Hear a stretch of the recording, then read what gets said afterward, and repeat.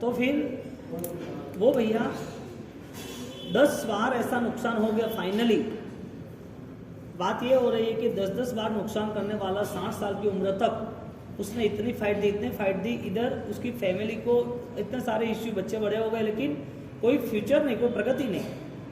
उनका भाग्य चमकता रहा, आगे बढ़ते गए। अब 60 साल की उम्र यानी कि 50-60 साल जिसने ऐसे व्यतीत किए हैं तकलीफों में, वो अचानक रातों रात करोड़पति बन जाए तो उस मोमेंट में कोई चेंज आता है? रातों रात उसके 10 शोरूम हो जाए, करोड़ों रुपये हो जाए, समाज वाले उसको मान सम्मान देने लगे, उसको आगे बिठाने लगे, तुझे ये काम करना पड़ेगा, अच्छा है, तेरा पुण्य का उदय है, तू ये सब कर, सबको आश्चर्य लग रहा है और वो कर भी रहा है।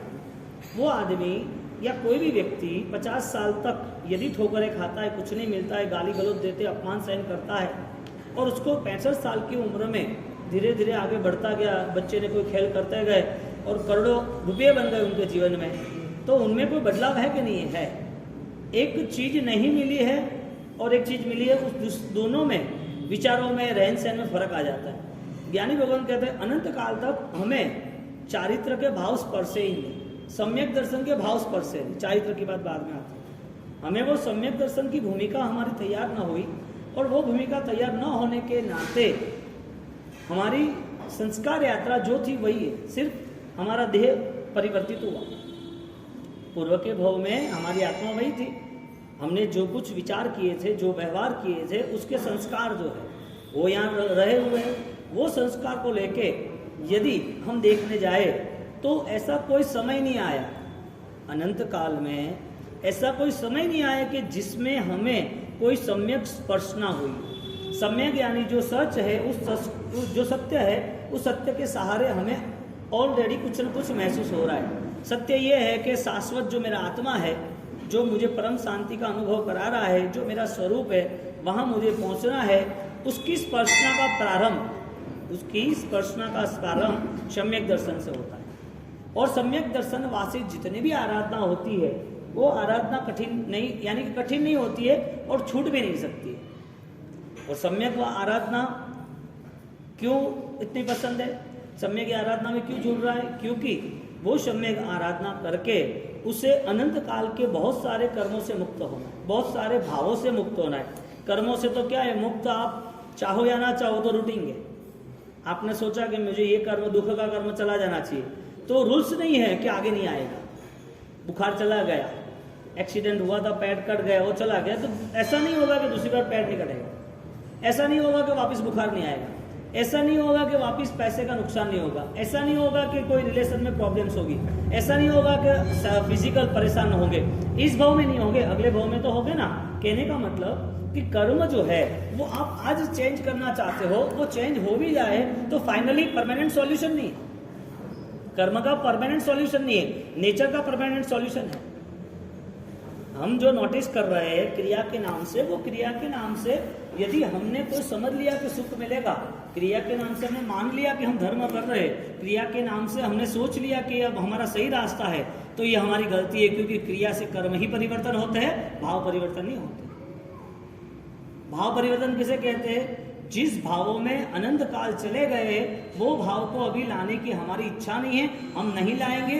आ भी गया तो इतने भाव से हम उसका प्रायश्चित करेंगे। एक कर्म, एक अशुभ भाव यानी कि कर्म रूपी भाव, एक अशुभ भाव, अशुभ अज्ञान, वो अज्ञान यदि हमें मिला है तो भी हम इतनी भावनाओं से करेंगे कि दूसरे हजारों अज्ञान चले जाएंगे। कर्म से एक छोटा सा दुख समाप्त होगा, बड़ा दुख समाप्त नहीं होगा। धर्म क्रिया के नाम से कुछ कर लिया तो पुण्य का बंध होगा। वो पुण्य का बंध यदि हमें सुख देगा तो जरूरी नहीं कि वापिस ऐसा ही पुण्य हमें वापिस सुख दे। दुख दूर करने के लिए, दुख का कर्म दूर करने के लिए धर्म किया तो दुख दूर हो भी गया, तो जरूरी नहीं है कि वापिस ये दुख नहीं आएगा। कर्म के नाम से परमानेंट सॉल्यूशन नहीं है।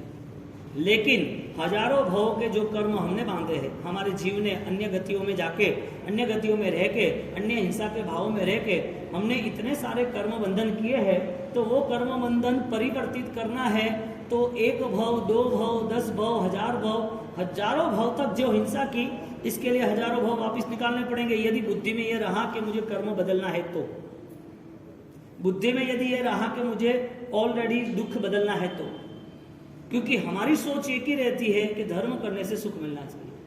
कौन सा सुख है वो पता नहीं है, लेकिन एक पता है कि दुनिया जिसे सुख मान रही है वो सुख मुझे चाहिए। दुनिया के पास जो पैसा है, जो मान सम्मान है, जो रुतबा है, जो सम्मान है, वो मुझे भी चाहिए। और वो पाने के लिए जो कुछ करना पड़े वो इंसान करता है। उसे पता चला ना कि धर्म करने से देवलोक मिलता है, तो फिर वो धर्म भी करेगा। देव देवेंद्र विद्याचंद्र पदवी वांछी, सुख आवे जीवित वांछू, दुख आवे मरण वांछू, अतिचार में आ जाएगा। यानी कि कमिटमेंट पोजीशन हो गई। हमें कुछ करना तो है, लेकिन पोजीशन कमिटमेंट के साथ हमें धर्म से मिल रहा है तो करेंगे। ये पूनम से ऐसा होता है, दशम से ऐसा होता है, गुरु सातम से ऐसा होता है, ये माला से ऐसा होता है। यानी कि फोकस पूरे संसार का एक ही रहा, गिव एंड टेक, ये करते हमें मिलना चाहिए। जो संसार की वृत्ति है वो धर्म की वृत्ति होगी। तो धर्म यहाँ पॉसिबल ही नहीं है, क्योंकि धर्म का यहाँ पर जो भी व्यवहार हो रहा है वो कर्मों के नाम से हो रहा है। वो धर्म का व्यवहार ज्ञान से नाम से, आत्मसत्ता के नाम से नहीं हो रहा, स्वभाव के नाम से हो रहा है, शाश्वत क्या है उसके नाम से नहीं हो रहा है। यानी जितने लोगों ने धर्म में प्रवेश किया उनकी सोच मिथ्या रही, और मिथ्या सोच ने एक उसको जिम्मेदारी दे दी, तो हर वक्त कुछ इकट्ठा करता ही रहे, हर वक्त मांगता ही रहे। तुझे कुछ कम पड़ रहा है तो वो तुरंत मांग ले देवगुरु धर्म के पास। मिथ्यात्व ने उसे सपोर्ट दिया, इसकी विचारधारा में मिथ्यात्व था, इसके लिए देवगुरु के पास मांगने आ गया। और जैसे मांगता रहा, उसका कुछ अच्छा कर्म था तो उसे ऐसा लगा कि मुझे मिल गया है, और उसे ऐसा लगा कि यही मेरा आधार है, इसके लिए मैं उनको ज़्यादा फॉलो करूँगा, इससे मुझे कुछ मिल गया, इसके लिए मैं ज़्यादा काम करूँगा। वास्तविक स्थिति यह रही कि दुख कभी भी समाप्त नहीं होता। यानी कि अनपढ़ और अज्ञानी लोगों के लिए ये धर्म बहुत आसान है। जो अनपढ़ है, अज्ञानी है, गवार है, कड़क शब्द इसके लिए बात है कि ये सब कचरा निकले, इनके लिए ये धर्म आसान है, कुछ कर लो तो मिल जाता है। अनंत काल तक नहीं मिला, वो पॉसिबल हुआ ही नहीं है। इतने धर्म की इतनी सारी कहानियां जो है, और उन्होंने इतना संघर्ष किया, उसके बाद भी वो संघर्ष के नाम पर उनकी आज कथाएं सुन रहे हम, तो उनका भी अनंत काल व्यतीत हुआ तो सम्यक दर्शन बिना हुआ। उनका अनंत काल गया तो सम्यक दर्शन के बगैर ही गया। जिसने सम्यक दर्शन की उपासना, सम्यक दर्शन के करीब आए हैं, वो सम्यक ज्ञान, सम्यक दर्शन, सम्यक चारित्र, उसकी आराधना वाला जीव, उनकी मुक्ति निश्चित है, कोई भी रोक नहीं सकता। क्योंकि सम्यक दर्शन इज इक्वल टू फ्रीडम, बंधन से मुक्त होने का परम मार्ग। अब सम्यक दर्शन हम सिर्फ क्रियाओं के नाम पे खोज रहे, क्रिया भी हमारी शारीरिक अनुकूलता के नाम पे खोज रहे, तो हमारा मनोबल सहन शक्ति कब बढ़ेगी? हमारे जीवन में जो भी प्रॉब्लम्स आती है, उस प्रॉब्लम को हम ज्ञान दशा से समाधि भाव में कैसे ले जाएंगे? ये कोई बैठा बैठा तो कोई होने वाला है नहीं। इस दुनिया के बाद हमारी जो दुनिया है वो आसान है, दूसरा भाव मिलेगा, कोई इश्यू नहीं है। लेकिन अनेक भाव तक जो नहीं मिला उसको पाने के लिए भाव है। क्या नहीं मिला अनेक भाव तक? सम्यक भावना है, सम्यक दर्शन नहीं मिला। यानी कि करोड़ों भाव के बाद क्रिया होती है, उसके बाद भी सम्यक दर्शन की स्पर्श न होना, यानी दर्शन मोह विनाशति जे निर्मण गुण था। द्रव्य सम्यक दर्शन द्रव्य क्रिया कराएंगे, भाव सम्यक दर्शन उसके परिणाम को बदलाव लाएंगे, परिवर्तित हो जाएगा। अब देखने जाओ तो वो आदमी 50 साल तक कुछ कमाया नहीं है, जब कमाया तो मूवमेंट चेंज हुई। एक लड़की नॉर्मल, हर जगह कोई कंपटीशन होती है, स्कूल का कोई प्रोग्राम होता है अथवा कोई फ्रेंड्स का प्रोग्राम तो घूमने जाना है, उस टाइम पे उसकी मूवमेंट अलग होती है, और शादी के दिन शादी होनी, उसके बाद मूवमेंट अलग होती है। कहने का मतलब परिणाम कोई भी प्रसंग को लेकर बदलते जाते हैं। क्रिया करते वक्त उसके परिणाम, उसको खुद को सर्च करना है, अवलोकन करना है, उसको कुछ को अवलोकन करना है कि मेरे जो परिणाम है वो दर्शन ज्ञान चारित्र के परिणाम, यानी कि क्रिया का धर्म। जो क्रिया कर रहा है वो चारित्र के हिस्से में आता है ना। चारित्र शब्द क्या है? चर यानी संस्कृत में चलना, विचरण करना। चरे वेति चरे वेति चरे वेति चरे चरे, चलता ही रहा। एक आत्मा चलता रहा और वो आत्मा ने अनेक भाव तक विचरण करते ही रहे। तो जो आत्मा चलता रहा है, चरे वेते, तो चलता ही रहा, लेकिन उस आत्मा में जो चलना था वो चलना आत्माओं का कर्मों के आधारित था, वो चलना ज्ञान के आधारित था। कर्म आपको दूसरे भाव में ले जा रहे तो कर्म सुख दुख का है, पुण्य पाप का है, और एक ज्ञान आपको दूसरे भाव में ले जा रहा है तो वो ज्ञान तुम्हारा सम्यक होता है तो ले जा रहा है। यानी कि जन्म के समय हमें पता नहीं चला एक साथ इकट्ठे हो जाते हैं, और पास वाले भी ऐसे होते हैं जिसे हम अपना मानते हैं। वो बोलते हैं कि बेटी ये रही, बेटा ये रहा, पापा क्या करना है, कितने धर्म में लिखाने हैं, आपको क्या हो रहा है, हम दवाई दे रहे हैं। अरे सम्यक भावनाओं से जोड़ो ना, समाधि हो जाए ना। लेकिन कैसे होगा? जो माता पिता, जो पेरेंट्स अपने बच्चे को संस्कार देने के लिए खुद तैयार होते हैं। आपने पाठशाला भेज दिया, मंदिर भेज दिया, कोई गुरुजी बुला रही है, कोई संस्कार शिविर में भेज दिया, ब्लड कनेक्टेड है, हाँ, खुद को आधा घंटा उसके पास बैठना पड़ेगा। वो नहीं बैठ पाए तो वो अंत समय में आपको भी अंत समाधि कैसे देगा? और सबसे बड़ी तो समाधि में आप पैसा दे दो, क्या फर्क पड़ा, कर्म बदलेंगे नहीं। आपने उनको पैसा दे दिया कि चलो भाई मेरे बेटे के लिए 3 बेटे हैं तो उनके लिए मुझे सब सेटअप जमाना है, सबको 3-3, 4-4 करोड़ दे दिए, दुकान के, घर के, ऑफिस के काम के बाद खत्म हुई। सबके लिए तुमने 15-20 करोड़ रुपए कमा लिए और दे दिए। तुम्हारे जाने के बाद सुख दुख कौन देखेगा उनका? तुम्हारे जाने के बाद पोता पोती का, बेटे बेटे का सुख दुख कौन देखेगा? तुम देखने वाले हो कि उसका कर्म ही देखेगा। उनको संपत्ति देनी या सद्धर्म देना, उनको बचाएगा कौन? मैना उसके पापा ने उसको छोड़ दिया और पापा सोच रहे कि दुखी हो जाए। मैना सोच रही थी कि जो भी होगा मेरे भाग्य के हिसाब से होगा, और वो मैना जब निकल रही है तो उसके पापा उसकी लिए कोई व्यवस्था नहीं करते। जीव की सुरक्षा कौन करता है? धर्मो रक्षति रक्षितः। जो डिवाइन पावर है, जो आध्यात्मिक शक्ति है, वही आत्मा की रक्षा करता है, वही संसार में उसे समभाव में लाता है। संसार में दुख नहीं देता ऐसा नहीं, संसार में सुख देता ऐसा नहीं। सुख दुख दोनों जो भी है उसमें वो प्योर रहता है, प्रसन्न रहता है, सुखी रहता है, आनंदित रहता है। हम क्या समझ रहे हैं कि वो धर्म कर रहा है, दुख क्यों? हमारी संसार की ये सोच है कि दो हाथों धर्म करता तो आदत दुखी वो क्या तो दौड़े रहे तो अने कौन का तो अटे रहता तो आवल रहता, वो इधर होता तो अच्छा होता। कहने का मतलब उससे इतना दौड़ा क्यों है? इतना ये कर रहा था, दुनियादारी कर रहा था, समाज सेवा कर रहा था, अभी क्या है उसके पास? ये दुनिया की सोच है। सीधी बात है, मैना के समय पर यही था, सीता के समय पर यही थी, चंदनवाला जैसी राजकुमारी उसको चौराहे पे भेज दी, उसके समय भी ये था। प्रभु महावीर के अगेंस्ट विरोधी भी ये थे। हर महापुरुष और हर सज्जन आदमी वो अपना रास्ता खोल लेता है, उसको दुनिया की परवाह नहीं होती है। दुनिया अपने आप ऐसे ही रहने वाली है, और ये दुनिया में ऐसे बहुत सारे लोग हैं, बहुत सारे लोग। इस खाली दिखते अच्छे हैं इसका मतलब अच्छे नहीं समझ लेना, क्योंकि अनंत काल तक उसने अच्छे कार्य किए, अच्छे भाव नहीं आए, वो सत्कार्य में जुड़े, सद्भावना में नहीं जुड़ा। तो चर चारित्र है, और चारित्र में रहना, चलना। तो चरित्र यानी कि एक सदाचार है, और सदाचार आचार तो है लेकिन सदाचार रखा, सद यानी सत, सत यानी सम्यक। तो सदाचार किसे कहा? जो सदाचार उसे गलत से रोके, जो आचार उसे गलत से रोके। अब हमारे पास सदाचार है, आचार है, लेकिन गलत को छोड़ना ऐसा मन नहीं। मैना जब जा रही है, गुरु महाराज के पास गई, पचखान लिया, नवपंच की आराधना की, यहाँ धवल सेठ मिला, और धवल सेठ मिलने के बाद वो धवल सेठ ने 500 जहाज सोने के उसको देने पड़े। फिर उसको मन में लगा कि ये तो गलत हो गया, उसने कुछ किया नहीं और उसने इतने सारे जहाज मेरे ले लिए। 1000 सोने के जहाज, वो भी इतने बड़े समुद्र में चलते रहे, और वो 1000 में से 500 इनको मिला। वो आदमी वहां बैठा है, 500 का हैंडलिंग नहीं कर रहा है। 500 जहाज कहाँ है पूरे दिन देखता नहीं रहता है, उसका आदमी, उसका मैनेजर, उसको हैंडलिंग करने वाला, उनको सबको पता है कि इतने बड़े बड़े बक्से भर के हुए सोने, गोल्ड है, और ये सारे सोने के भरे हुए जहाज 4-4 मंजिले ऊंचे। एक बड़ी शिप होती है, यार्ड में पड़ी होती है, लेकिन बड़ी शिप, कुर्स जैसे कहते हैं, जिसमें 5-5, 7-7, 10,000 मानव की एक साथ 25 दिन की टूर चलती है, समुद्र के सफर जिसे कहते हैं।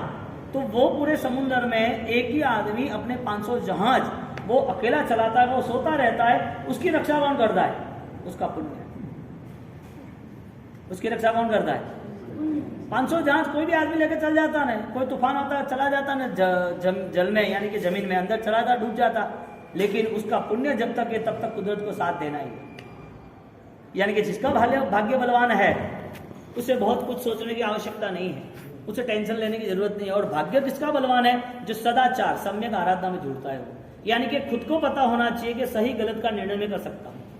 मैना जब वो 500 जहाज की मालिक, यानी कि दोनों के पास ये पुण्य का उदय हुआ, और 500 जहाज जब उनके भाग्य में आया, इतना सारा सोना, इतना सारा मूल्य, लेकिन वो सारे पुण्य में कहीं पर भी गलत सोच नहीं आई। ये है धर्म का प्रभाव। जिसे सुख मिलता है, अनुकूलताएं मिलती है, जिसे जो विद्याएं मिलती है, शक्तियां मिलती है, ये सारी चीजों में ज्ञानी भगवान ने कहा है कि ये सारी चीज तुम्हारे लिए तारक होनी चाहिए, तुम्हारे लिए मारक यानी कि डुबोने वाली नहीं होनी चाहिए।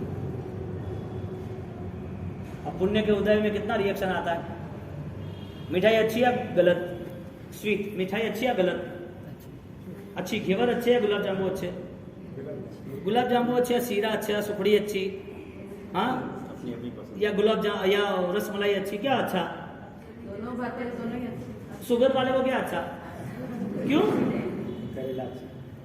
अच्छा नहीं है,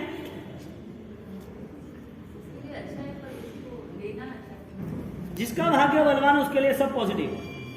कहने का मतलब अच्छी चीज भी उसके लिए सुकून नहीं देती, क्योंकि उसके लिए प्रॉब्लम्स है।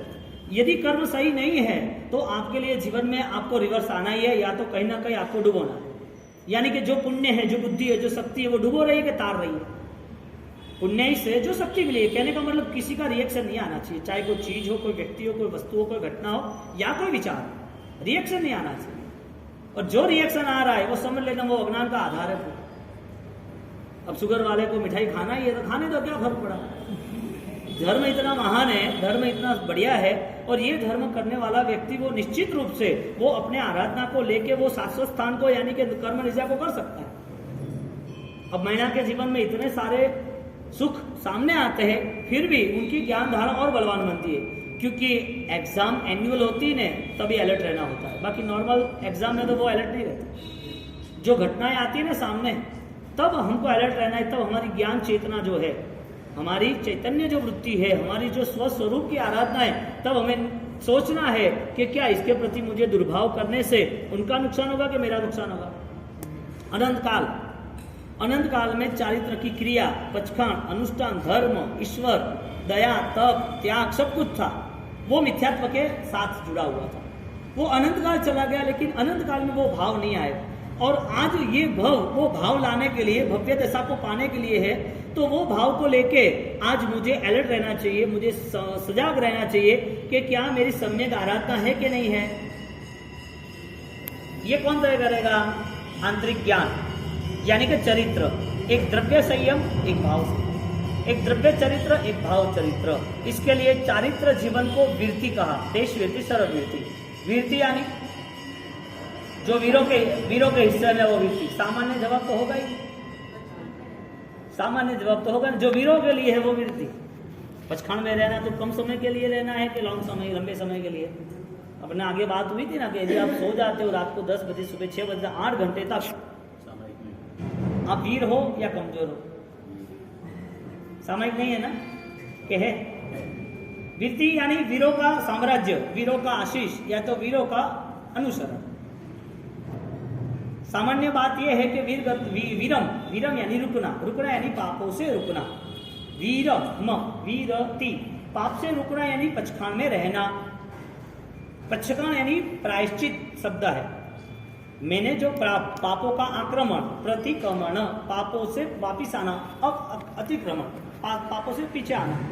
पचखान वो मुझे प्रत्याख्यान, मुझे वो नियम लेना है जो नियम मुझे मेरे आत्मा के भावों से जुड़े। अब वीरति के जो नियम आते हैं, और वीरति के नियम यानी कि संयम यानी अच्छे योग में परिवर्तना, मन वचन काया के अच्छे योग में परिवर्तना, यानी कि क्रिया के बाद भी वो ज्ञान दशा उसे अच्छे योग में ले जाता है। कौन सी क्रिया है जो सम्यक है, वो कौन सा ज्ञान है जो सम्यक है, वो ज्ञान और क्रिया का तालमेल हुआ तो वो ज्ञान और क्रिया उसे हर समय इतना जागरूक रखेगी कि जो भी घटना आती है उसमें वो एब्सेंट है। आप किसी ने गुनाह किया, कोर्ट में हियरिंग है, और कोर्ट में हियरिंग है और कहा कि आत्मा प्रेजेंट थे, आपने देखा था इसने इसको मारा था, इसने लूटा था या खून किया था। आपका जवाब है हाँ यही था। क्यों? आपको पूछा एज ए प्रेजेंट, आप वहां हाजिर थे इसके लिए। दुख और सुख जो उसमें गैरहाजिर होता है, अलिप्त होता है, उसके लिए सदाचार। तो आज तो मोक्ष होने वाला नहीं है, तो क्या करना, इससे कनेक्शन नहीं होगा? होगा तो सही, लेकिन जुटना नहीं। यानी कि अनहारी पद में करया विज्ञ हगई अन। मुझे आहार त्याग करना ऐसा नहीं, मुझे आसक्ति त्याग करना। क्योंकि हर धर्म को लेके सीधा गुण की आराधना बताए, हर धर्म को लेके। कोई धर्म बिना गुण का है ही नहीं, बिना प्राण का है ही। और जहां पर सामर्थ्य नहीं होता है धर्म का, वो धर्म करने वाला हजारों भव ऐसे ही व्यतीत कर देता है, हजारों भव तक। हमें कंपैरिजन करनी है कि हजारों भव तक क्रिया करने वाले को कुछ नहीं मिल सकता, तो वजह क्या है? क्रिया गलत तो है नहीं, तो प्रॉब्लम क्या है? खुद के अंदर रहे हुई दोष प्रवृत्ति यानी कि दुष्प्रवृत्तियां, जो दोष है उसको उन्हें देखा नहीं। हर छोटी छोटी बातों को लेके वो कई दुर्भावना करता रहता है, किसी को आरोप देता है, किसी की निंदा करता है, हर छोटी छोटी बातों जिससे कोई लेना देना नहीं है। मैं आपको यूं बोलूं कि अमेरिका में कोई मिसिसिपी नदी है, उसमें एक मछुआरा वो माछी को मार रहा है, वो शिकारी है और बहुत सारे को मार के वो जा रहा है और ऐसी लाखों मछलियों को मार डाला। अब क्या करोगे? उसके लिए क्या सोचोगे? आप तो एब्सेंट हो, अब उनको लिए सोच के भी क्या करोगे? अच्छा, उनको कहने भी कहाँ जाओगे? अच्छा, वो तो अपरिचित है, कहोगे भी वो सुनेगा कैसे? अच्छा, उसके बाद भी वो ऑलरेडी इतना बिजनेस कर ही रहा है, वो वहीं रहता है, तो आप कैसे रोकोगे? जो चीज हमारे आत्मा के लिए जरूरी नहीं है उसमें एब्सेंट होना है, बात ये है। अब कितनी ऐसी चीजें जो हमें एब्सेंट होना है। शुरुआत काशी होती है, beginning start our home. Sweet home लिखने से स्वीट होम हो जाता है क्या? वो स्वीट होम का बोर्ड लगा देता है। कितने फर्नीचर ने, कितनी रॉयलिटी ने, कितने लोकेशन, कितनी फ्रेम ने, कितने झूमर ने, हाँ VIP पूरा घर खड़ा कर देते और शांति जीवन में नहीं। ये कैसी यात्रा है? एक ऐसा सुख है जो नेचुरल नहीं है। इतनी सी सारी चीजें मिलने के बाद एब्सेंट यानी कि अशांत है। तो यहाँ पर बात हुई कि हम कितनी जगह पर एब्सेंट हो सकते हैं, खाने पीने में, रहने में, किसी की घटनाओं में, किसी की बातचीतों में, किसी ने कुछ कहा उसमें, हम कितनी जगह पर एब्सेंट हो सकते हैं। यानी कि वो मेरा नहीं है तो मेरा क्या है?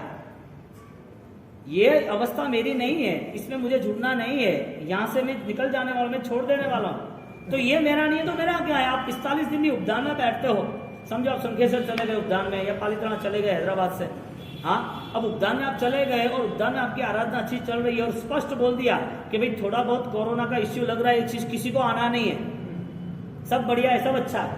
आप जब वहां बैठे हो, अब आपके फ्लैट में, आपके समाज में जो कुछ हो रहा है, आपको क्या लेना देना है? आप सोचते हो कुछ भी? क्यों? ये डिफरेंस पता चला चारित्र जीवन का। जहां सदाचार उपस्थित होता है वहां दुष्आचार अपने आप गायब हो जाता है। यानी कि जहां दुष्आचार होता है वहां चारित्र नहीं होता है। दुष्विचार दुष्आचार दोनों की जोड़ी है। तो हम सिर्फ पचकान लेते हैं तभी आराधक है कि बिना पचकान से हम ज्ञान से भी आराधक बन सकते हैं? जरूरी है पचकान लेना, लेकिन वो पचकान कैसे सक्षम बने, उसकी साधना, उसके रास्ता हमें खोजना पड़ेगा। अब आपकी स्थिति उपदान की है और यहाँ पर पूरा तुम्हारा संसार, समाज, कोई ना कोई कंडीशन, कोई फ्लैट में इश्यू, कोई बहू का, बेटी का, कोई बेटे का, कोई उनके पापा का, कोई सास बहू का, कोई ना कोई इश्यू चल रहा है। आपको कुछ लेना देना है? हाँ, आप पूछते हो फोन करा के उपदान में कि भाई कहीं चल रहे हो, तो मैंने आधा घंटा कहना कहाँ गह रही हो, आधा घंटा बताओ तो ना क्या हो रहा है वहाँ, मुझे उनके बिना पता नहीं चलता, जा घर पे चल जा। तीसरे दिन रवाना कर देंगे, बार बार तुझे फोन कराना, घर की चिंता आएगी, तो अब वहीं रहो ना। साधना करनी और साधना का यदि क्रम शुरू हो जाता है और उसको लग रहा है कि मुझे विकास मिल रहा है, तो यहाँ 1 2 3 4 100 तक है, वो 100 वाला 1 को देखेगा क्या? 10 को देखेगा, 10 को देखेगा, 20 को देखेगा, 100 यानी आगे जाना है। यदि 10 से वो आगे निकल सकता है, 100 तक पहुंच सकता है, 100 से 1000 तक पहुंच सकता है, वो 10 को यदि 1 को देखने जाएगा तो वापिस उसको शुरुआत करनी पड़ेगी 1 2 3 4।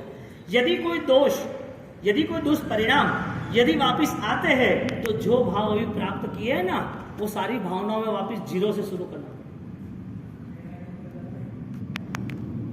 आप रोटी बनाते हो और वो आटा पीसते हो, हाँ रोटी का, और उसमें बच्ची ने जोरदार पानी डाल दिया, क्या करोगे? 1 लोटा पानी डाल दिया, वापिस तैयार हो गया था सब कुछ, और 1 लोटा आपको पता नहीं, और उसने डाल भी दिया, और वो भी युवा करती रहती, छोटी थी 5-7 साल की। अब क्या करोगे? पानी निकाल दोगे या ज्यादा लोट डाल के वो खाखरा बना दोगे, और क्या? 2 में से 1 होता है ना। कहने का मतलब वापिस मेहनत करनी, परिणाम सही आए कि नहीं वो तो देखना, वो चेक करने के बाद वो दुष्परिणाम खिसके हैं नहीं खिसके वो भी चेक करना। यदि वो परिणाम साइलेंट हो गए तो अच्छी बात है, वापिस आगे की यात्रा चुनो, वापिस आगे जाओ। हमें वो परिणाम की आराधना करनी है जो अनंत काल तक हमारे वृत्ति के गुणस्थान को स्पष्ट नहीं किया, यानी द्रव्य वृत्ति और भाव वृत्ति। द्रव्य वृत्ति वो सम्यक दर्शन देव गुरु और धर्म व्यवहार से अपनाने से होता है। द्रव्य वृत्ति, द्रव्य चारित्र, देव गुरु और धर्म वो जो है उसको मैं अपना रहा हूं, वो मेरे देव गुरु धर्म मेरे आराध्य है, वो मेरी सम्यक आराधना द्रव्य से है। यानी कि द्रव्य से देव गुरु धर्म की उपासना वो द्रव्य चारित्र है। सम्यक दर्शन द्रव्य है, सामान्य सम्यक दर्शन है। व्यवहार सम्यक दर्शन देव गुरु धर्म को अपनाना। निश्चय का सम्यक दर्शन मन में रही हुई विचारधाराओं को बदलने का संपूर्ण पुरुषार्थ करना और महसूस करना। वैल्यू किसकी है? द्रव्य सम्यक दर्शन की, भाव सम्यक दर्शन की? कैसे पता चला आपको क्यों भाव सम्यक दर्शन की महत्वता, द्रव्य की क्यों नहीं? आगे बढ़ाती है, शाश्वत रखती है, वो आपके लिए है। द्रव्य सम्यक दर्शन के आधार पर भगवान को समझ में बैठना पड़ा, भगवान को देशना देनी पड़ी। भगवान के सामने श्रेणिक महाराज आए या कोई भी आया, गौतम स्वामी वगैरह, वो उनको सुन रहे। द्रव्य यानी अरिहंत परमात्मा, धर्म सुनना, गुरु को स्वीकारना, द्रव्य व्यवहार, धर्म करना, मुझे ये धर्म करना, ये सारा द्रव्य सम्यक दर्शन उपचरित है, करना ही होगा। तो ये महत्व नहीं है? द्रव्य सम्यक दर्शन वो आलम्बन है। तो आलम्बन जो लिया है वो क्या भाव सम्यक दर्शन के लिए लिया है कि द्रव्य सम्यक दर्शन रहने के लिए लिया है? कोई भी 5वीं में पढ़ता है तो 5वीं में रहने के लिए पढ़ता है कि 6ठी में जाने के लिए पढ़ता है? कोई भी नौकरी करता है तो नौकरी करने के लिए नौकरी करता है कि धंधे करने के लिए करता है? कोई भी धंधा करते पैसा कमाता है तो पैसा कमाने के लिए कर रहा है कि घर में शांति के लिए या कोई व्यवहार करने के लिए रखा है? तो अंत में एक ही बात आती है कि जो भी आप यदि समझ सकते हो या आगे बढ़ सकते हो तो उससे आगे का रास्ता आपको मिलना चाहिए। अभी सम्यक दर्शन की आराधना सम्यक भाव के बिना कितने सालों तक? लग रहा है कि सम्यक दर्शन है, व्यवहार सम्यक दर्शन कितनी बड़ी कीमत है, क्योंकि जब देवों को भी दुर्लभ है, देव भी इस स्थिति में नहीं आ सकते, भाव सम्यक दर्शन की स्थिति में आते हैं, लेकिन भाव चारित्र की स्थिति में नहीं आ सकते। दिवसे दिवसे लखम देहि सुवर्ण एगो एगो पूर्ण सामायम न करु पहुपैतस्स। हर रोज लाख सोना मोर, दिवस दिवस खंडम एगो, एक खाड़ी सोना मोर यानी कि लाख सोना मोर। एग्जैक्टली समझ लो रोज का 10 लाख रुपए का दान, रेगुलर 10 लाख रुपए का दान पूरी जिंदगी भर देना आसान है, वर्ष 1 साल तक 365 दिन। लेकिन चारित्र यानी कि एक सामायिक करना कठिन है। ये बात सुन के सामायिक करना या भाव सामायिक की स्पर्शा करना, हमारा पूरा डेटा कहाँ फिट हुआ है पता है? क्रिया के नाम पर फिट हुआ है कि ऐसी बात सुनी, क्रिया करनी चाहिए। कुमारपाल महाराजा ने ऐसी पूजा की थी, मैं भी पुष्प पूजा करूंगा। रावण ने ऐसी भक्ति करी थी, मैं भी रावण की तरह ऐसी भक्ति करूंगा। मैना ने अठम ये ओली की, मैं भी ओली करूंगी। चंदनबाला के अठम में बेटी, तुझे अठम करना है तो अठम कर, आगे बढ़, अठम करना है हम करेंगे। ऐसी हर बातों को लेके कहानी सुनते हम आलम्बन लेते, वहीं रुक जाते। सबसे बड़ी बात है, और वहां रुकने वाला उन्होंने आज का ये प्रोग्राम नहीं बनाया, अनंत काल ऐसे प्रोग्राम बन गए। पूर्व के भाव में क्रिया नहीं की थी, पूर्व के भाव में धर्म नहीं था, हमारे लिए मानव जन्म नहीं था, हमें देवगुरु धर्म नहीं मिले थे, लेकिन ये सारे के सारे आलम्बन उसके लिए अनुसरण नहीं बने। और जब अनुसरण बनते भाव सम्यक दर्शन का, तो भाव सम्यक दर्शन से उसकी रूपरेखा बदल जाती, क्योंकि मोह त्याग की अवस्था वो भाव सम्यक दर्शन को खींच लाता है। मोह त्याग यानी जितने भी 5 इंद्रिय, स्पर्शेंद्रिय, रसेंद्रिय, घ्राणेंद्रिय, चक्षुन्द्रिय, श्रोतेंद्रिय, 5 इंद्रिय, उसके 23 दूसरे अदरवाइज पार्ट्स है, और उसके भी नैनो पार्ट्स 523 है। अब स्पर्शेंद्रिय के अलग, रसेंद्रिय के अलग, सुगंध दुर्गंध, देखने के स्पर्श के 8, लघु, मृदु, शीत, हाँ अलग अलग 5 टेस्ट है, तीखा, चरका, मीठा, पूरा, कड़वा, ये अलग अलग 32 जो पार्ट्स है, उसके नैनो पार्ट्स अलग अलग करते जाते हो तो 523 होते हैं। अब ये सारे जो भी है वो पर्याय के विभाग है, यानी कि ये सारी चीजें आत्मा को तब स्पर्शेगी। ये सारे ट्रैक, ये सारे जो अभिमन्यु के कोठे थे ना 7, एक एक कोठा पास करना है। पहला कोठा आता है अनुकूलताओं का, मन के परिणामों का, कर्मों का तो बहुत बाद में आता है, वो कर्मों को तो हम सॉल्व कर देंगे। मन का आता है, मन के बाद विचारों का आता है, विचारों के बाद अज्ञान का आता है, अज्ञान के बाद अज्ञान के परिणाम अनंत भाव के थे वो स्टॉक आता है, और वो स्टॉक को भी खत्म करने के लिए तीव्र ज्ञान के साथ ही बाद में आत्मा आता है। इतनी लंबी यात्रा, और आज ये यात्रा में वापिस पहुंचा नया। हम कर्म को बदल में रहेंगे तो धर्म क्रिया ही होगी। हम हमारे भावों को बदलने का टारगेट बनाएंगे तो हमारा भाव यानी कि सम्यक दर्शन होगा। तो हम हजारों भाव तक जो पाप हुए या हजारों भाव तक जो हमारे अज्ञान से हमने जीवन व्यतीत किया, इसके लिए हजार भाव करना है तो क्रिया हजार है। हजारों क्रियाओं करते रहो और परिवर्तन करते रहो, हजारों क्रियाओं के नाम पर बदलाव लाते रहो, लेकिन कर्म बदल जाए तो वो फाइनली रिजल्ट नहीं है कि वापस दुख नहीं आएगा, क्योंकि कर्म को बदलना, क्रिया के नाम से बदलना, संसार में कुछ पाना, वो सारा परमानेंट सॉल्यूशन नहीं है। कोई छेद है, आपने एक जगह पर सॉल्व किया, दूसरी जगह पर वापस, तीसरी जगह पर, आपको नाव में बैठे हो, छेद है तो छेद पूरना चाहिए ना, लेकिन एक छेद पूरते तो दूसरा आता है, दूसरा तो तीसरा आता है। वो करता क्या है पूरे दिन? 6-8 घंटे तक वो कंट्रोल करता रहता है, पानी नहीं आना चाहिए छेद से, यानी कि जो आश्रव तत्व है वो आता रहता है। संभर यानी रोकना, आश्रव यानी आना, निर्जय यानी खत्म करना। तो जो संपर तत्व है, हम आराधना करते हैं द्रव्य की, क्रिया की, तो क्रिया की आराधना वापिस ऐसी रहती है कि कोई ना कोई जगह से आश्रव कमिट होता है। आश्रव यानी वापिस प्रवेश हो जाते हैं भाव सारे। तो हजारों भाव तक हम हजारों क्रिया करते रहे या हजारों भाव को समाप्त करने के लिए सम्यक दर्शन की उपासना करें, यानी कि सम्यक चारित्र वो क्षणिक लेने गया, प्रभु मुझे चारित्र के भाव चाहिए, वो पॉसिबल ही नहीं है। देवलोक के देव वो सोच रहे, वो अपन गीत गाते हैं ना, ये 18 पाप स्थानक जो है ना, पहले क्रांतिवाद, विजय मुसहद, आपको जिसको भी ज्ञान में स्वाध्याय में इंटरेस्ट हो, वो 18 पाप स्थानक की पूरी सज्जा है, पूरा माइंड ब्लोइंग, पूरे थॉट्स सर्चिंग है, विचारों का बदलाव है। उसमें दूसरी तीसरी सज्जाए में लिखा है कि भाई जिसके वचन सत्य है ना, देव उसको सानिध्य आता है, देव का सानिध्य। व्रत की बात है, दूसरा जिसने सत्य व्रत स्वीकारा है, जिसने चौथा व्रत स्वीकारा है, जिसने 5वां व्रत स्वीकारा है, ऐसे व्रत की महिमाओं को लेके देव करे सानिध्य, वो शब्द लिखा है।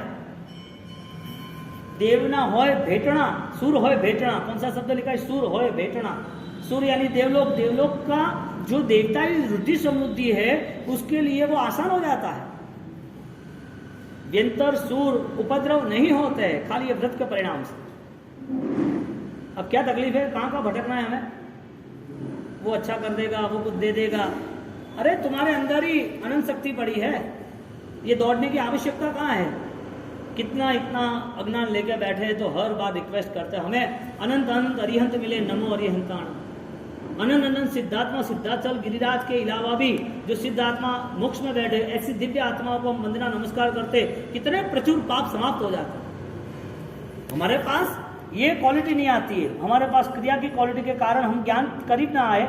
और ये 5 महाव्रत, खाली 5 व्रत, प्राणातिपात, मुष्यावाद, अदत्तादान, ये 5 व्रत, उनकी आराधना से देवों के देव उनके सिंहासन चलायमान होते हैं।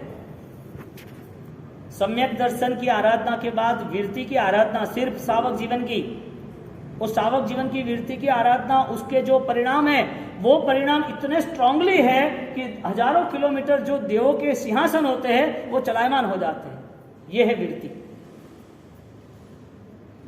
यानी 18 पापों से मुक्त होना जरूरी है। वो 18 पाप जहां जहां भी मुझे स्पर्श हो रहे, मुझे फर्स्ट में नहीं आना, मुझे 100 से आगे निकलना, इतना तय कर दो। जहां जहां भी कंडीशन नेगेटिव आती है, कोई भी आपके पास गलत व्यवहार या गलत बोलचाल करता है, फाइनली उसको इग्नोर करो, उसके साथ मुझे कोई लेना देना नहीं, छोड़ दो उसे। यदि कोई दिमाग में डाटा रह गया तो सारा धर्म, अनुष्ठान, क्रिया, चरित्र, वो सारा साधु का भी जीरो हो जाता। चंड कोशिक बना दिया, जानवर बना दिया, खाली हिंसा के परिणाम से। हिंसा नहीं हुई थी। आचार्य भगवान की उनके जीवन में जानबूझ के हिंसा नहीं हुई थी, यानी हिंसा नहीं थी, जिसे अनुबंध कहते हैं। जो परिणाम हिंसा के नहीं होते उसे हिंसा नहीं कहते। धर्म करने भी बैठे हैं, आप पोषद में हो और बेटा आता है चेक पे साइन कराने, वो साइन करता है तो पोषद भी नहीं है। ऐसी सिचुएशन में आए क्यों जिसमें आपको मिस्टेक आ जाए? ये सारी चीज कैसी अज्ञानियों के लिए आसान है, अज्ञानी के लिए आसान है। एक आप यहां से समझो, आप कोई दूसरे गांव में गए, राजस्थान के गांव में गए, समझ लो ना, वो राजस्थान का गांव है ना, आपको बस में बैठना है और आपका गांव दूर है 40 किलोमीटर, जहाँ ट्रेन से वहाँ दूसरी बस भी बहुत कम आती है, और आप वहाँ बैठ गए हो, आपके साथ दूसरे बहुत सारे दूसरे किसान हैं या आदिवासी है, कोई भी है, वो गोवा गए, वो बैठ गया, वो सीधा अपनी बकरी लेके बस में चढ़ गया, 2-4 बकरी लेके चढ़ गया, आप बैठे हो। आपने जर्नी की कभी, आप बकरी के पास कब गए आपको पता नहीं है, जर्नी के बाद छोड़ो, और बकरी को लेके बैठ के आपको पसंद आएगा? हाँ, आपको पसंद नहीं आएगा। बात ये हो रही है आपको जो पसंद नहीं आ रहा है, बकरी बैठी है तो पसंद नहीं आ रहा है। कोई आदमी, शायद कोई ऐसा किसान है या कोई गंदा आदमी, तो भी आपको लग रहा है कि इधर नहीं बैठना। यदि आपको कुछ पसंद नहीं आ रहा, आप छोड़ देते हो, तो ऐसे विचारों को क्यों पकड़ के रखा? वो विचार भी छोड़ दो ना। जो मुझे डिस्टर्ब कर रहे हैं वहां से मुझे दूर होना है। ये साधना है ना, उसे निरंतर करना चाहिए, निरंतर। हर बार आपके सामने कोई ना कोई घटना, कोई ना कोई व्यक्ति आ जाएगा, आपको गलत कहेगा, आपको कोई मोह राग में ले जाएगा या आपकी स्थिति को बिगाड़ने की कोशिश करेगा। हम प्रतिदिन आगे बढ़ने की कोशिश करें, प्रतिदिन हमारे मन के परिणाम को और ताकतवर कैसे बनाया जाए, वो साधना में आगे बढ़े। यदि ये स्थिति निर्मित हुई, इंद्र महाराजा वो भगवान के जन्म कल्याणक के अभिषेक करने आ जाते हैं, वो भगवान के 5 कल्याणक मनाते हैं, वो ऋषभ शुंग करी न वरावे, वो बैल की तरह परमात्मा को रिक्वेस्ट करता है, हम जानवर हैं, हमें इंसान, हमें अच्छे आराधक बनाए, हम आपकी अद्भुत भक्ति करेंगे। जो 100 इंद्र, 64 इंद्र, जिनके पास 32 मन के मोती और लाखों करोड़ों अरबों की सामग्री है, करोड़ों करोड़ों देव जिनके सानिध्य में जिनको सलाम करते हैं, ऐसा इंद्र वो भगवान के चरणों में झुक जाता है, वहां पर घूमता फिरता रहता है, वहां भक्ति करता रहता है। आपसे श्रेष्ठ कुछ भी नहीं है। समकीती आत्मा सुखों से पर होता है, सुख के साथ दुखों से भी पर होता है। यह है भाव सम्यक दर्शन।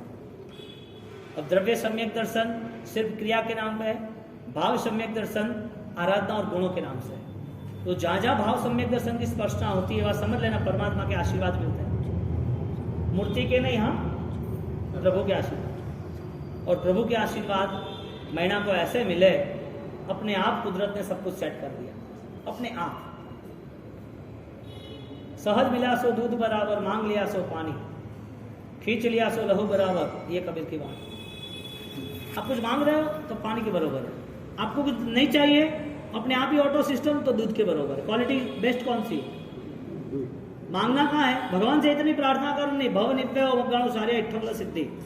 मुझे इतनी प्रार्थना है, प्रभु मैं प्रभुता के पंथ पे चलूं, मुझे दुख से आपसे कुछ मांगना ही नहीं है। दुख से मांग के मैं करूं भी क्या? मुझे प्रॉब्लम से, तो दुनिया के बहुत सारे को प्रॉब्लम है, मेरे से ज्यादा प्रॉब्लम है, मैं थोड़ी बेवकूफ हूं आपके वहां मांगने आऊं, मुझे कुछ नहीं चाहिए। ये भावना जब आएगी ना, तो सारे दुख है ना, वो धुएं की तरह उड़ जाएंगे। दुख की मात्रा धुएं की तरह हो जाएगी, क्योंकि दुख टच किया तो बढ़ गया ना, टच ही नहीं किया तो बढ़ेगा थोड़ी। दुख को मन में रखा तो अच्छा लगा ना, सुख को मन में रखा तो और पाने की कोशिश हुई ना। दुख और सुख जो है वो न्यूट्रल है, उसको कंडीशन में ले जाना है, उसको चेंज करना है, लेकिन वो भाव से करें। हमारा पुरुषार्थ 100 बार होगा तो भी रिजल्ट नहीं मिलेगा, भाव से पुरुषार्थ होगा तो तुरंत रिजल्ट मिलेगा। कर्म का समय अलग है, कोटा कोटि सागरोपम, ऐसा ऑलरेडी प्रिविजन, यानी कि ऐसी नोटेशन है कि 20 कोटा कोटि सागरोपम, ज्ञानावण्य, दृष्टावण्य, वेदन्य, मोहनीय। आज हमारा कर्म अच्छा चल रहा है, हमें साथा है, कल मैं यहाँ से जाऊँ मेरा पैर फिसले, फ्रैक्चर हो, गिर जाओ या हेमरेज हो जाए, पता नहीं हमारे सबको क्या हुआ, होना है, क्या हुआ, क्या तो होना ही है ना। आप मानते हो ना कि कुछ नहीं होना चाहिए, कर्म ने तो सेट कर दिया है सब कुछ कि सुख का कर्म है, दुख का कर्म है। सुख दुख के जो कर्म है वो रेगुलर है, और सुख दुख के कर्म आप चेंज नहीं कर सकते। बेस्ट ये है, एक कर्म को चेंज करो, इससे अच्छा हजारों लाखों अनंत काल के कर्मों को चेंज कर दो, जिसका नाम है सम्यक दर्शन। यानी कि सम्यक दर्शन पाने वाला जीव 14 राजलोक के सारे जीवों को अभयदान देने से भी श्रेष्ठ पुण्य का बंध करता है। इंद्र महाराजा उसके इतनी भक्ति, पंच कल्याणक परमात्मा के 24 तीर्थंकरों के कल्याणक मनाता है। मेरू पे सोने का सिंहासन है, हाँ, पांडुप वनों में, नंदन वन में, वहां इतनी भक्ति कर रहा है, लेकिन भगवान को कह रहे परमात्मा हमें वीरती पसंद है, लेकिन हम वीरती में आ नहीं सकते। इतना बलवान व्यक्ति जो शक्तिशाली है। आज संसार में कितने लोग इष्ट की साधनाएं करते हैं, छोटी छोटी जगह पर छोटे छोटे देवी देवताओं की साधना करते हैं, तो चमत्कार दिखा देते हैं, आप हवन में बैठ जाते हो, आपको कोई चीज देते थे, ये रख ले तेरा ठीक हो जाएगा, ये रख ले ठीक हो जाएगा। अरे ये थोड़ी जिंदगी है क्या? रायन सूरी महाराज ने इसके लिए एक क्रियोद्धार किया। दादा गुजर रायन सूरी महाराज किसी का अगेंस्ट नहीं थे, उन्होंने कोई 3 चालू नहीं की थी। उन्होंने तो इतनी बात करी कि आप करें मंदे सामयम सावधम जोगम पच्चखामी, आप यदि पाप का त्याग करना चाहते हो, और अरिहंत परमात्मा उन्होंने सर्व पापों को नाश किया है, सर्व पापों को समाप्त किया। ऐसे अरिहंत की निश्रा में हम आते तो अरिहंत की महिमा से क्यों दूर रह हो जाए? हम भगवान को महत्व देते हैं पूजा तक, सामायिक तक, पर्व तक या परिश्रम तक या कुछ दान तक, भगवान का महत्व इतना रहा। लेकिन अभी यहाँ कोई चमत्कार बताने वाला आ जाए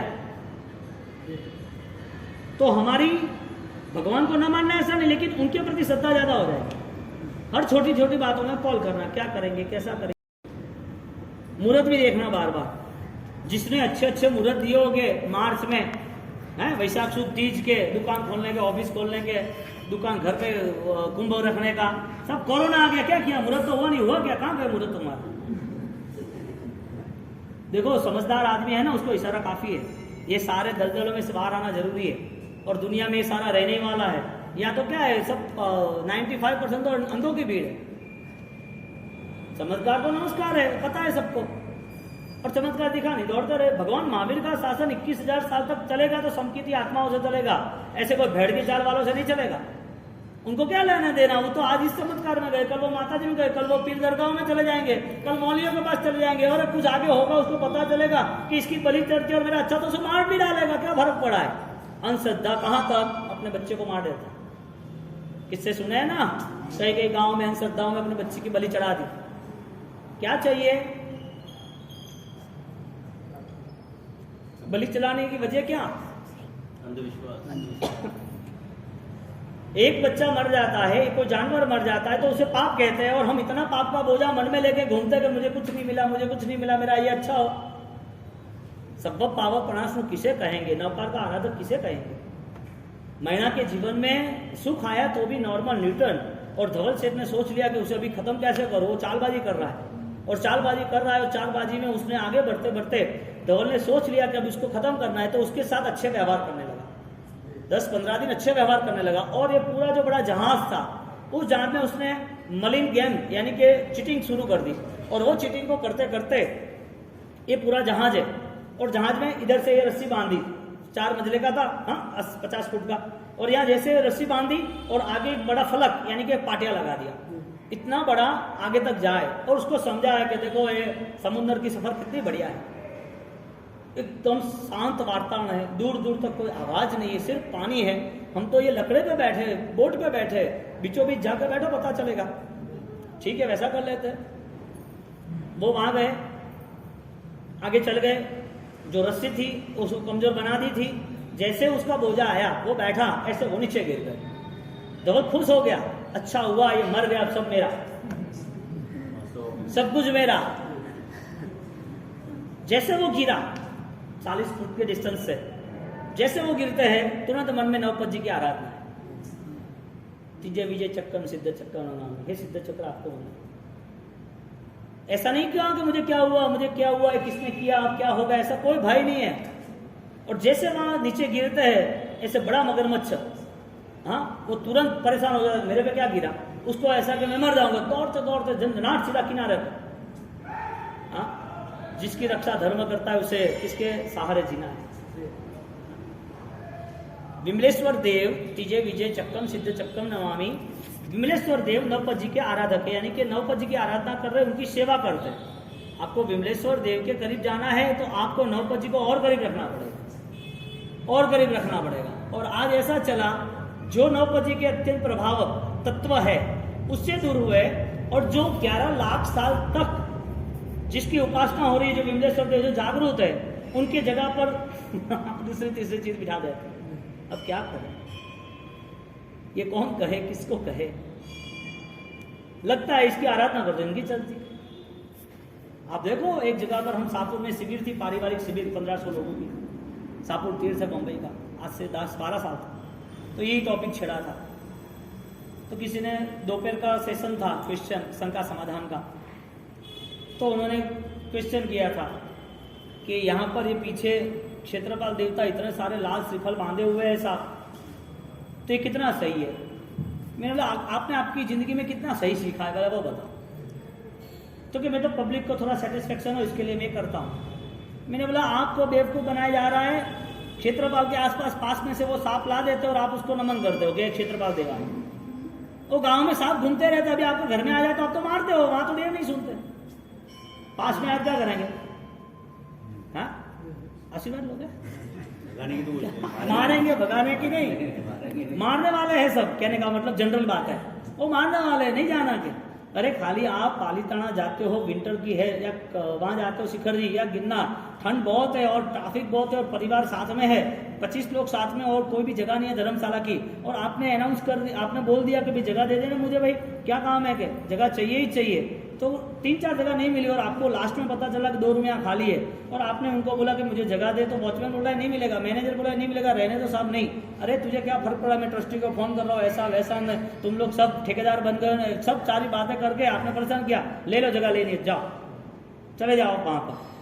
ध्यान रखना, कल वहां सांप आया था, मुझे कोई फर्क नहीं पड़ रहा है।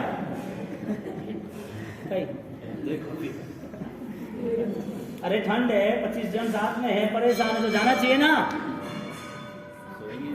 सोएंगे नहीं रात को। सांप की सोच भी भय होती है, सांप सामने आता है तो परेशान हो जाते हो। मैंने उनको यही समझाया, ये इतने सारे सिपल बांधे हुए हैं, आपको चाहिए क्या? और ये सारी चीजों को लेकर जैन समाज की श्रद्धाओं के साथ खिलवाड़ क्यों, अंधश्रद्धाओं में क्यों लगे हो? आज रात को यदि वो जागरूक है तो मुझे आएंगे, मिलेंगे, और मैंने इतना नेगेटिव बोला है तो फाइनल है, बाय बाय टाटा। हम 2 महाराज साहब थे, पूरे ऊपर से थे, पब्लिक सारी वहां थी, सुबह वापस मिले तो क्या हुआ क्या? हम कोई देवी की आसाधना नहीं कर रहे, कोई देवी का अपमान नहीं कर रहे, जो चाहे सही है, लेकिन आप अरिहंत की आराधनाओं से, अरिहंत की भावनाओं से आप दूर क्यों हो रहे हो? आपकी आत्मा में अरिहंत पद छिपा हुआ है। मैना को जब ये पता चला कि ये तो तुम सिपा कुंवर तो गए समुद्र में, और वो धवल समझा रहा है, देख अभी तेरा पति है वो तो मर गया, अब तू क्या करेगी, यानी कि उसको बोल रहा है तू मेरी पत्नी बन जा। मैना के जीवन में पहले से उन्होंने जब दुख आया तब भी यही सोचा था, और अभी तो ऐसा कोई दुख था भी नहीं, फिर भी उसने यही सोचा कि मेरे नौपत जी और मेरे नौपत जी मेरी सुरक्षा करेंगे, मुझे इतना पता है, मेरा दिल कह रहा है कि मेरे पति को कुछ भी नहीं हुआ है। अरे वो गिर गया, मर गया है, इतने बड़े समुद्र में कोई जीता है क्या? वो जबरदस्ती करता है। विमलेश्वर देव आते हैं, उसको फूल की माला देते हैं, धवल को थोड़ी पनिशमेंट देते हैं, धवल थोड़ा उस टाइम अंधा हो जाता है, ये सारी कंडीशन चली। धर्मो रक्षति रक्षिता, तुम्हारी रक्षा कौन करेगा? तुम्हारी रक्षा कौन करेगा? धर्म करेगा, ज्ञान करेगा, तो क्यों उससे दूर रहना?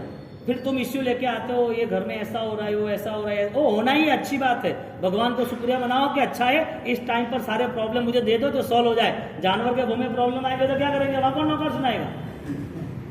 अभी ही प्रॉब्लम दे दो। बहू कुछ बोलती है, बढ़िया है, बच्चा नहीं मान रहा है, बढ़िया है, पति है उपकारी है, पति है तो वो मुझे धर्म की सम्मति नहीं दे रहा है, पत्नी है तो धर्म की सम्मति नहीं दे रहा है, तो कुछ प्रॉब्लम आ रहा है, कोई ना कोई इश्यू इतने छोटे छोटे बड़े आ जाते हैं। तो परमात्मा आपका बहुत आभार, जैसे मैना के जीवन में कष्ट आया और धर्म की प्राप्ति हुई, मेरे जीवन में आपने वो कष्ट दिए, वो धर्म है। अब फरियाद लेके घूमने वाला व्यक्ति, उसे कौन जवाब देगा?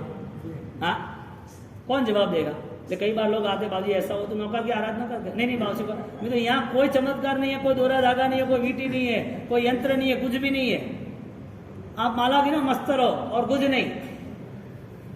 राजेंद्र सूरी महाराज ने क्रियोद्धार इस वजह से किया कि तुम जहां जहां भी अरिहंत की आसाधना या अरिहंत का बहुमान कम कर रहे हो, वहां तुम्हारा जीवन बर्बादी का रास्ता है। और उस समय पर उनके विरोध करने वाले हजारों लोग थे, हजारों यति थे और लाखों लोग थे। 150 साल पहले की बात है करीबन, और उस टाइम 170 साल पहले की बात, जब उनके विरोध हुए और विरोध के नाते लोगों ने उसको परेशान किया, जीत किसकी हुई? सारे यति साइड पर आ गए, कोई याद ही नहीं करता। हजारों शक्तियां कितनी भी हो जाए, लेकिन सम्यक दर्शन के आगे कोई भी टक्कर नहीं दे सकता। वो सम्यक भावना है। यहाँ पर सम्यक भावना के आधार पर मैना जो थी वो बच गई, और उसका एक किस्सा था, दूसरी बार धवल उसको मिला, यानी कि जो चारित्र जीवन, चारित्र यानी सदाचार, चारित्र यानी क्रिया ही समझना, क्रिया वाला सदाचार, ज्ञान वाला सदाचार, और वो मैना ने पाला तो आज उसका रिजल्ट भी बेस्ट मिला। आज 11 लाख साल बाद हम याद क्यों कर रहे हैं? वो तो बताओ, तुमने मैंने कोई ने देखा है? किसी ने देखा है? यहाँ तो मुझे राजस्थान की तो पता नहीं, लेकिन गुजरात में और राजस्थान, वहां पर जो दियावट पट्टी है, जालोर वाली पुली, वहां बेटी को उसको करियावर देते हैं, चीजें देते, चीज, हाँ दहेज तो नहीं कह सकते, तो वो चीजों में सिपाल मैना का रास रखते हैं। ये होना चाहिए। बेटी को विदाई देनी है ना, उसको चीजें देनी है, कपड़े देने, गहने देने, कोई बर्तन, कुछ भी, जो भी चीजें एडवांस संसार में जो भी देते हैं, तो हीरे सोने देने के साथ साथ उसे ये किताब दो कि बेटा महीना का जीवन पूरा पढ़ लेना, फिर मेरे पास कुछ बात करो।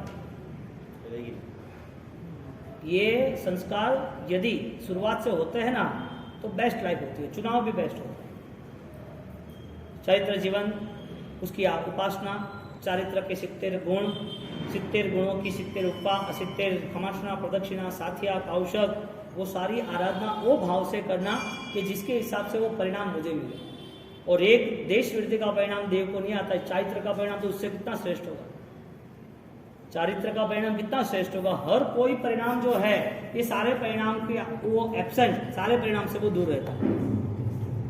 क्षणिक महाराजा कहते हैं मुझे संयम चाहिए, सामायिक चाहिए, नहीं मिलेगा। पुण्य सावक सब कुछ छोड़ के सामायिक के भाव में बैठ गए और पता चला कि सामायिक करते करते साधारण भक्ति करनी, तो एक दिन कमाना छोड़ दिया कि मेरे भोजन में से देना, मैंने कमाई उसमें से नहीं देना। धर्म तो उस ऊंचाई पे आता है। ये हम जो कर रहे हैं वो उसकी यदि तुलना करने जाए तो हमको ऐसा लगे हमने कुछ किया क्यों नहीं। ऐसे ऐसे विशिष्ट व्यक्ति यहाँ बैठे हैं इस पृथ्वी पर, जो इस धरती का श्रृंगार है, इतनी बेस्ट आराधना कर रहे, लग रहा है कि ये कुछ ऊंचाई पर है। ऐसी आराधना में जुड़ने का भाव रखना। वितरागी इच्छामि। चलो बचपन इच्छामि